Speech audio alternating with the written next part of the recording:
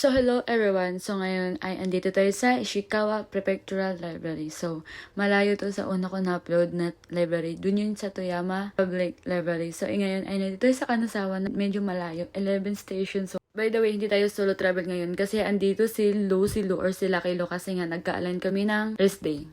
Malayo pa lang, yung pinagplanuhan namin is yung Amarashi. So, pumunta na ako ng Amarashi na mag-solo kasi nga may duty siya nun. Tapos ako wala. So, nag-solo travel ako nung na-upload ko na yung Amarashi.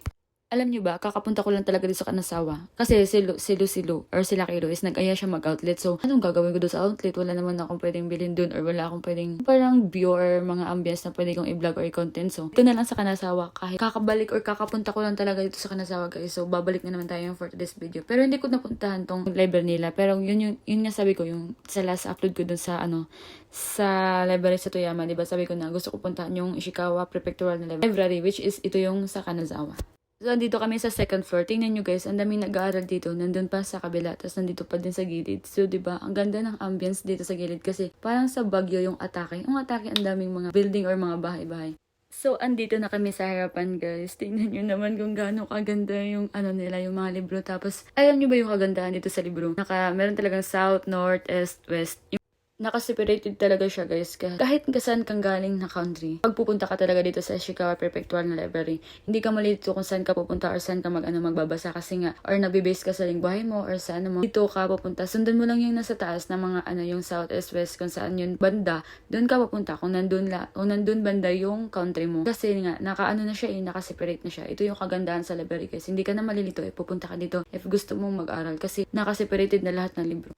So, andito na kami sa pinakataas o sa fourth floor na ba ito? Ewan ko kung saan, anong floor to. So, andito yung mga magazine na mga story na mga pangluma talaga guys na tingnan nyo naman kung gaano. King of Diamonds, Boyhood, basta ang dami nila mga story dito na mga lumang libro na sobrang tagal na. Tapos, ang ganda pa. Tapos, may mga magazine sila talaga na pang sa unang panahon. Parang nakaka-miss. Sobrang ganda talaga. Kaya ito yung sinasabi ko na pag pupunta ka dito, hindi ka malilito guys. Kasi ang dami mong pwedeng puntahan or pwede mong tingnan dito sa library na to. Mapa-story man, mapa-magazine, mapa-comics man yan. Andito lahat sa library nito guys. Tapos naka-separated pa. Sobrang ganda.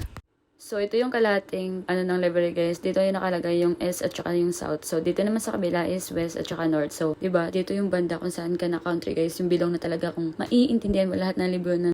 So, tapos na tayong tumingin sa mga libro-libro guys. So, masyado na kayo maraming nakikita. So, dito muna tayo sa kabilang spot na pwedeng sobrang ganda. Tapos makikita mo lahat.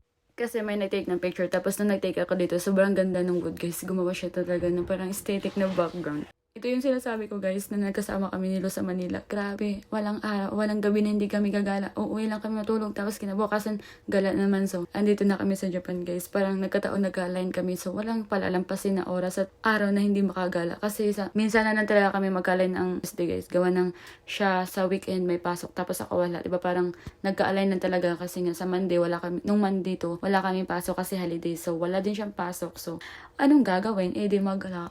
So, tapos na kami mag-ikot-ikot dito na banda guys. So, bababa na kami. So, masyado pa tayo maraming ikot-ikotin. So, ang laki ba naman talaga. Hindi katulad dun sa Toyama na parang pupunta ka lang dun sa 6th floor. Tapos, nandun na lahat yung magandang spot. Pero dito guys, ang laki na pabilog talaga siya.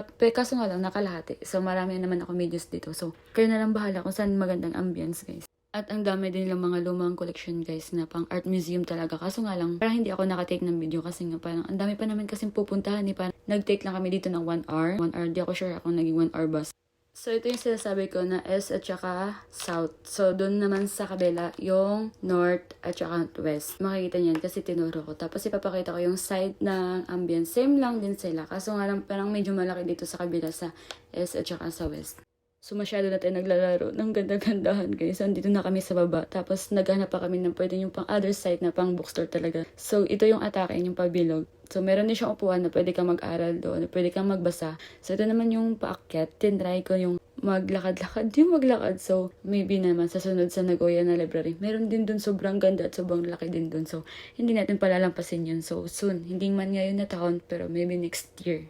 So, pagkatapos namin doon tapos umikot na naman kami kasi nga, ang dami pa pwedeng patalagang spot dito, guys. So, kunwari maglalakad, char. Kala mo naman nagbabasa, pero hindi, guys. Kunwari, or magte-take lang talaga ng video, guys, para may pang-upload lang talaga. So, andito kami yung sinasabi ko na parang atake ng bagyo, ang daming bahay. Sobrang nga lang init. So, madali ang picture lang din kami dyan. Hindi na kami nagtagal dito kasi Pagkatapos lang namin nag-take ng picture tsaka video, wala, bumalik na agad kami. Kasi nga sobrang init guys. Sayang naman yung sunscreen is PF30 Brilliant. Uy, yung Brilliant, hindi tumalab kasi yung init talaga dito guys. Hanggang sa 35 to 40. Depende na lang talaga. So, andito na nga, pababa na nga kami. Kasi madami pa talaga kami pupuntahan. Tapos, magkita-kita na lang tayo sa next upload. So, paki-like and share na lang po para marami pa kayong ayuda dito sa Japan. Ayuda, yung mga view lang naman. Kasi sobrang ganda talaga ng mga ano dito sa Japan guys. Sino ba kasing hindi kagala? Kasi dati makikita mo lang naman sa mga social media, sa Facebook, sa YouTube. Ngayon, napupuntahan na natin. So, sobrang lapit na lang talaga guys. So, why not hindi natin puntahan?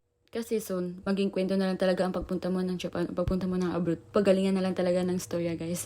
Yung storya, kasi nga, nasa iyo naman yung paano mo inano yung mga stories mo dito sa Japan eh. Kaya, pagalingan na lang talaga. So, see you on next upload.